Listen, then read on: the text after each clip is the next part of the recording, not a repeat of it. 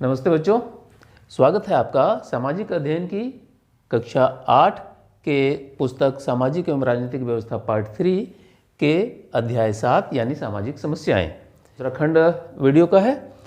पहले खंड में हमने बाल विवाह की चर्चा की थी। आज हम नशाखोरी एक नई सामाजिक समस्या के साथ हैं। नशाखोरी को इंग्लिश में बोलते हैं ड्रग एडिक्शन।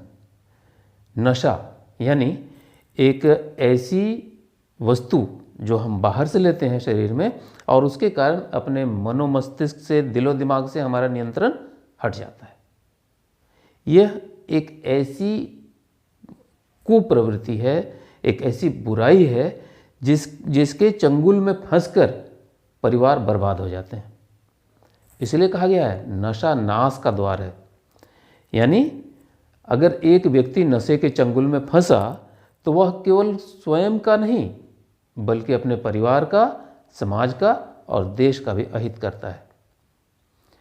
नशे के कई प्रकार हैं, जिनमें शराब, तंबाकू वाले नशे और ड्रग्स यानी जो केमिकल दवाइयाँ बनती हैं, हेरोइन, हशीश और ये सारी चीज़ें। एक व्यक्ति जब नशे के चंगुल में फंसता है तो उसके साथ क्या क्या होता है ये हमने अपने आसपास के घरों में, गाँवों में जरूर देखा होगा। परिवार के परिवार बर्बाद होते भी हमने देखे होंगे। तो एक प्रश्न उठता है कि क्या बड़े ही नशा करते हैं? नहीं, बहुत तेजी से समाज के युवा वर्ग में, किशोर बच्चों में नशे की प्रवृत्ति बढ़ती जा रही है। और अगर हम चर्चा करें, जानना चाहें कि किशोरों में नशापन बढ़ने का क्या क्या कारण है, तो हम उन कारणों को ऐसे सूचीबद्ध कर सकते हैं। पहला कारण है वयस्कों की नकल। बच्चे हर काम में अपने बड़ों की नकल करते हैं, अपने माता पिता की, अपने शिक्षकों की, या जिसको अपना आदर्श मानते हैं उनकी नकल करना चाहते हैं। और जब एक बच्चा देखता है कि हमारे घर परिवार का, हमारे आसपास का कोई व्यक्ति नशा कर रहा है तो वो समझता है कि ये कोई अच्छी चीज़ होगी और फिर धीरे धीरे वो उसके चपेट में आ जाता है। और दूसरा कारण क्या है? शराब एवं तंबाकू का आकर्षक विज्ञापन। हमने अक्सर देखा होगा, शहरों में तो बड़े बड़े होर्डिंग लगे होते हैं शराब की प्रचार के और तंबाकू, गुटखे आदि के। टीवी में, फिल्मों में इसके बड़े आकर्षक लुभावने विज्ञापन होते हैं। उनको देखकर लगता है कि शराब पीना या सिगरेट पीना, नशा करना बड़े शान का चीज़ है, हम उससे हमारा स्टेटस बढ़ता है। ऐसे विज्ञापनों के, भ्रामक विज्ञापनों के प्रभाव में आकर भी किशोर और बच्चे नशा करने लगते हैं। दूसरा है एक और कारण कि संवादहीनता।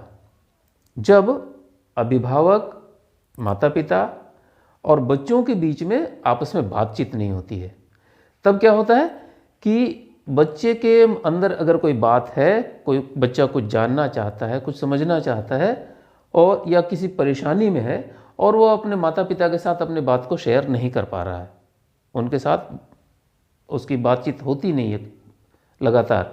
ऐसे में बच्चा एक नया रिफ्यूज खोजता है, ऐसा शरण खोजता है जहाँ जाकर वो अपनी समस्याओं को भूल सके, और ये संवादहीनता की स्थिति उसे नशे की ओर धकेलती है। फिर है निराशावादी परिस्थितियों।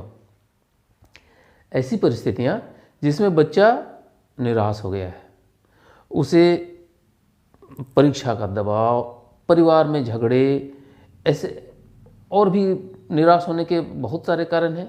अगर उस निराशाजनक परिस्थिति से उसको उबारने के लिए अगर सहायता नहीं मिलती, समर्थन नहीं मिलता है, तब बच्चा उस निराशा के घोर अंधेरे में डूब जाता है और डूबकर शरण ढूंढता है नशे में।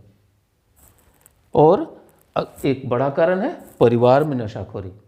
अगर किसी बच्चे के परिवार में नशाखोरी है, घर के माँ बाप और दूसरे बड़े नशा करते हैं, तो नशे की चीज़ें उसे अपने घर परिवार में आसानी से उपलब्ध हो जाती हैं और ऐसे में बच्चा किसी कमज़ोर क्षण में नशे को शुरू करता है और फिर उसके गिरफ्त में आ जाता है।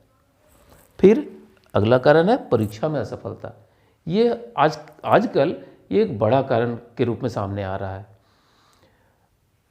कंपटीशन का दौर है, गला काट प्रतियोगिता है और अवसर कम है, बच्चे बहुत ज़्यादा हैं, तो असफलताओं का सामना करना, असफलता के बाद की परिस्थितियों को मैनेज करना, ये बच्चों को सिखाया नहीं जा रहा है। बच्चों को कैसे फेलियर को स्वीकार करना है, असफलता को कैसे स्वीकार करना है और उसे अपने जीवन की यात्रा का एक पड़ाव मानना है, क्योंकि असफलता जीवन का अंत नहीं है, ये एक नए रास्ते की शुरुआत है। किंतु उसको काउंसलिंग नहीं मिलती है, उसको समझाया नहीं जाता है कि असफलता घबराने का नहीं, एक नया मार्ग ढूंढने का जरिया है। तो ऐसी स्थिति में जब परीक्षा में बच्चा असफल होता है तो नशे की शरण में चला जाता है। इसके बाद है आसानी से नशीले पदार्थों का मिलना। जब हम अपने घर परिवार, गांव में, मोहल्लों में, आसपास आसानी से दुकानों में टंगे हुए गुटखों की लड़ियां देखते हैं, सिगरेट के डब्बे देखते हैं और घरों में, मोहल्लों में आसानी से उपलब्ध होने वाली नशीली चीज़ें जैसे शराब, हड़िया, माड़ी, ये सारी चीज़ें देखते हैं, गांजा, भांग, ये सारी चीज़ें आसानी से जब उपलब्ध हो जाती हैं तो बच्चा उसका शिकार भी हो जाता है। तो निश्चित रूप से ऐसी चीज़ें लाइसेंस्ड स्थानों पर ही बिकनी चाहिए और न केवल लाइसेंस स्थानों पर बिकनी चाहिए, बल्कि दुकानदार यदि ऐसा कोई गलत हरकत करता है, मतलब कम उम्र के बच्चों को नशे की चीज़ें बेचता है, तो उसे सख्त सज़ा और जुर्माना दिया जाना चाहिए। और क्या है, एक गलत धारणा। ये गलत धारणा क्या है कि नशेपन से ताकत बढ़ती है। यानी अगर हम नशा करते हैं तो हमारे अंदर मैचो मैन बनने की प्रवृत्ति आती है, हम ताकतवर हो जाते हैं, हमारे मसल्स बढ़ते हैं। ये बेहद गलत धारणा है और इसके शिकार होकर, इस धारणा का शिकार होकर बच्चे नशा करते हैं। कुछ और भी छोटे मोटे कारण हैं जिनके प्रभाव में आकर किशोर और युवक नशे के गिरफ्त में आते हैं और फिर जब वो बड़े होते हैं तो एक ऐसा परिवार उनको चलाना होता है जिसके लायक वो नहीं बन पाते। अब हम देखते हैं कि इस नशाखोरी के दुष्प्रभाव क्या क्या है। हम किशोरों के अंदर देखें तो सबसे पहला दुष्प्रभाव है वो एकाग्रता की कमी। बच्चा अपने पढ़ाई में, अपने खेल में, अपने रोज़मर्रा के कामों में कभी कंसंट्रेट नहीं कर पाता, उसमें एकाग्रता नहीं आती। वह जब सामने किताब खोलकर बैठा होता है और उसका ध्यान कहीं और होता है। तो नशा एकाग्रता में, कंसंट्रेशन में बहुत कमी ले आता है और जब एकाग्रता में कमी होगी तो जाहिर है स्मरण शक्ति घटेगी, पढ़ी हुई चीज़ें, सुनी हुई बातें याद नहीं होंगी। एक और इसका दुष्प्रभाव क्या है, स्वयं पर नियंत्रण कम हो जाना।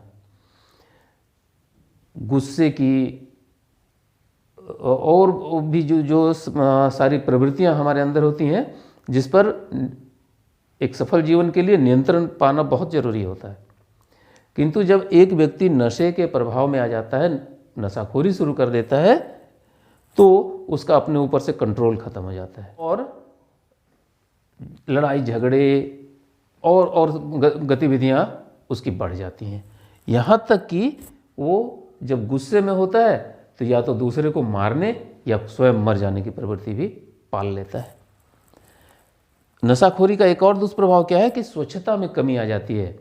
व्यक्ति अपने हाइजीन के प्रति जागरूक नहीं रह जाता और उसका नहाना धोना, कपड़े लत्ते, अंगों की सफाई पर उसका कोई ध्यान नहीं रहता और इसके कारण वो कई तरह की बीमारियों के चपेट में आता है।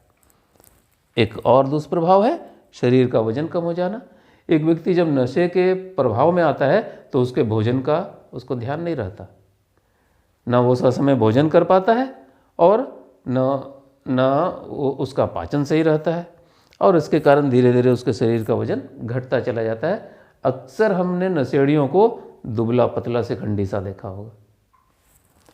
इसके साथ ही स्वास्थ्य संबंधी समस्याएं उत्पन्न होंगी। तो ये समस्याएं क्या है कि शराब पीने वाले, धूम्रपान करने वाले अक्सर टीबी यानी तपेदिक के शिकार हो जाते हैं।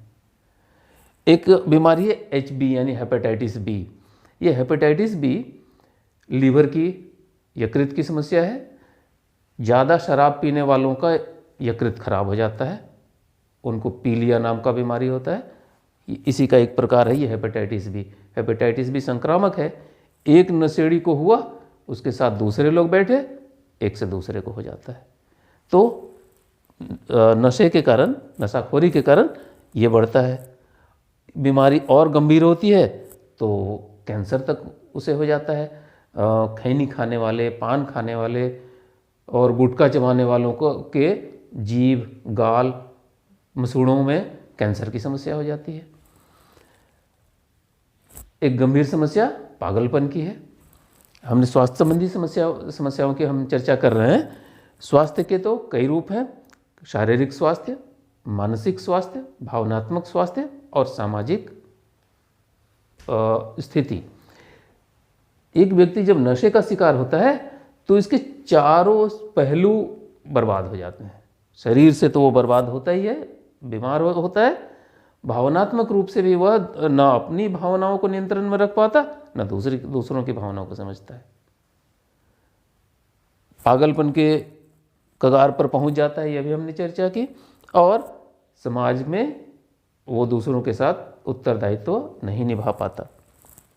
इसके साथ ही एक और बड़ा दुष्प्रभाव है अपराधी प्रवृत्ति का जन्म। एक व्यक्ति जब नशे के प्रभाव में आता है तो धीरे धीरे उसको रोज नशा चाहिए, वो घर के पैसे खर्च करने लगता है। और जब उसके पास पैसे नहीं होते तो वो उसको जहाँ तहाँ से पाना चाहता है।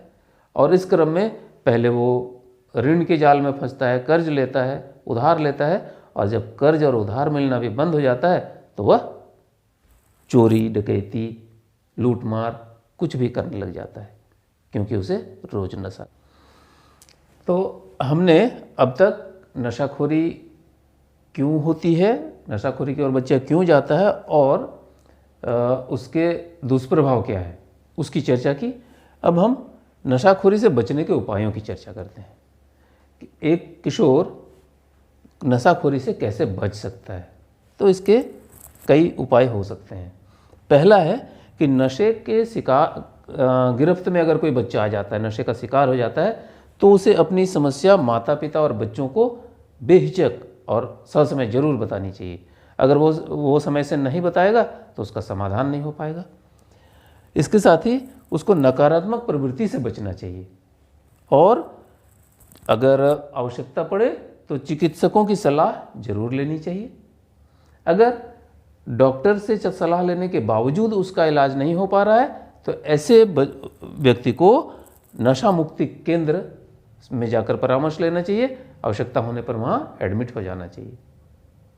ठीक है, वहाँ अच्छे डॉक्टर्स होते हैं, वो आपकी काउंसलिंग करके हमारा इलाज करते हैं।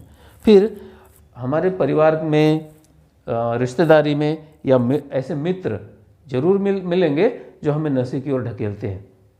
हमें ऐसे मित्रों से बचकर रहना चाहिए। इन सारी बातों को हम एक छोटी सी कहानी जो हमारी पुस्तक में दी गई है, रोहित की कहानी, उसके साथ कोरिलेट करते हैं, जोड़ कर देखते हैं। रोहित एक होनहार बच्चा था, 9वीं कक्षा में पढ़ता था और पढ़ने में बेहद तेज, खेल में, हर गतिविधि में वो आगे आगे रहता था। अचानक उसकी दोस्ती एक ऐसे लड़के से हो गई जिसने उसको नशे से जोड़ दिया, उसको नशा कराना सिखा दिया। धीरे धीरे वो कक्षा में अपना सारा स्थान खोने लगा। अब उसको खेलने में भी मन नहीं लगता था, झगड़े अक्सर करता था। ऐसा बच्चा जो विद्यालय की और अपनी कक्षा की हर समस्या का समाधान करता था, अब वो खुद ही समस्या बनने लगा। वो बात विवाद सबसे झगड़े करता और विद्यालय से भी अब्सेंट रहने लगा। परीक्षा में उसके अंक कम आने लगे। उसकी स्थिति को देखकर एक जागरूक शिक्षक जो उसके विद्यालय में थे, उन्होंने उससे बात की और उससे जानना चाहा कि आखिर उसके साथ हो क्या रहा है। पहले तो वो बता नहीं रहा था, लेकिन जब बहुत प्यार से शिक्षक ने उससे बात की तो वो फफक फफक कर रोने लगा और उसने बताया कि सर, मेरी ऐसी आदत हो गई है। उसके शिक्षक ने उसे समझाया कि अब तुमको इस नकारात्मकता से बचना है और ऐसे दोस्त से दूर रहना है। तुम होनहार बच्चे हो और अगर तुमने अपनी पढ़ाई, अपने बाकी चीज़ों पर ध्यान दिया तो निश्चित रूप से अपने जीवन में सफल होगे। शिक्षक ने उसके माता पिता से भी बात की और उसके माता पिता को समझाया कि इसको नकारात्मक प्रवृत्ति की ओर नहीं ले जाना है, उसको पूरा सहयोग देना है। बच्चा निश्चित रूप से इस नशे के गिरफ्त से बाहर आएगा। और ऐसा हुआ भी।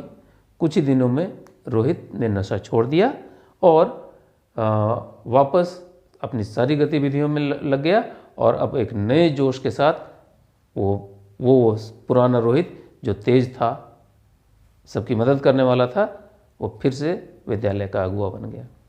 उम्मीद है कि आपको आज की कक्षा पसंद आई होगी, ज्ञानवर्धक लगी होगी। आप इस बात को शेयर करें और सबको जागरूक करें, खुद भी जागरूक रहें। धन्यवाद।